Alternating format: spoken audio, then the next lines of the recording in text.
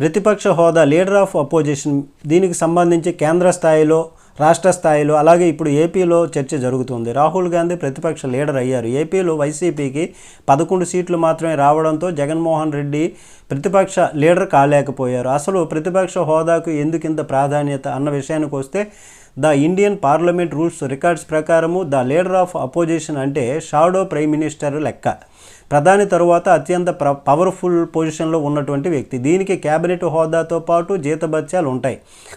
ప్రతిపక్ష నేతగా ఎన్నిక కావడం ద్వారా రాహుల్ గాంధీకి పొలిటికల్ కెరీర్లోనే అతిపెద్ద రాజ్యాంగ పదవి దక్కినట్లయింది.